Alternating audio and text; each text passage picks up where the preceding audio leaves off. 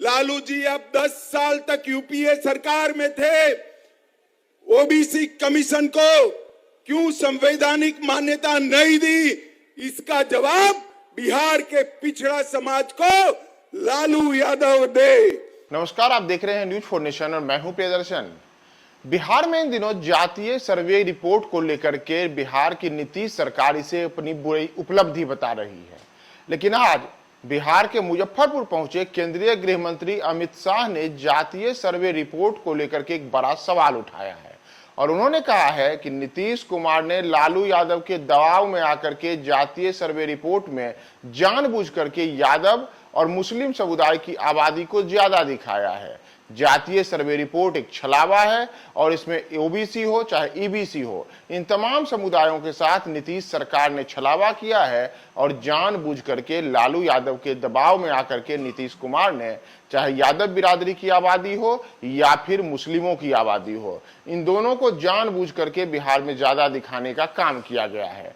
दरअसल अमित शाह आज मुजफ्फरपुर के पताही एयरपोर्ट पर एक जनसभा को संबोधित करने आए थे और इसी दौरान उन्होंने नीतीश सरकार के जो सबसे बड़ी उपलब्धि के तौर पर बताया जा रहा है जातीय सर्वे, इसी को लेकर के वो जोरदार तरीके से हमलावर हुए और जातीय सर्वे की खामियों को गिनाते हुए उन्होंने कैसे बिहार में जातीय सर्वे के नाम पर कुछ जातियों की आबादी को अलग तरीके से विशेष तौर पर यादव और मुसलमानों को लेकर के उनकी आबादी को ज्यादा दिखाया गया है, इसे लेकर के गंभीर आरोप लगाए हैं।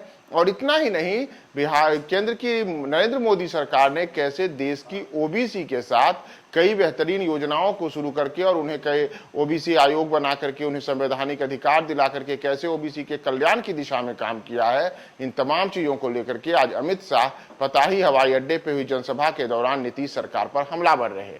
तो आप भी सुनिए कि पूरा बयान कि आज जातीय सर्वे और उसके साथ ही साथ नीतीश और लालू यादव को लेकर के अमित शाह ने क्या क्या बातें कही हैं। मोदी जी के मंत्रिमंडल में 27 मंत्री, जोर से बोलो कितने मंत्री? 27 मंत्री ओबीसी समाज से हैं। 35% से ज्यादा मोदी जी ने ओबीसी कमीशन को संवैधानिक मान्यता दी है। लालू जी अब 10 साल तक यूपीए सरकार में थे, ओबीसी कमीशन को क्यों संवैधानिक मान्यता नहीं दी, इसका जवाब बिहार के पिछड़ा समाज को लालू यादव दे। नरेंद्र मोदी जी ने पिछड़ा समाज की सूची को राज्यों को निर्णय करने का संवैधानिक अधिकार दिया है और इसके साथ साथ केंद्रीय विद्यालय, नवोदय विद्यालय और सैनिक स्कूल में ओबीसी समाज को, पिछड़ा समाज को 27% आरक्षण देने का काम नरेंद्र मोदी जी ने किया है। आईआईटी में सारे पिछड़ा और ईबीसी वालों का फीस माफ किया। नीट की परीक्षा में, मेडिकल के दाखलों में ओबीसी समाज और अति पिछड़ों को आरक्षण की व्यवस्था की।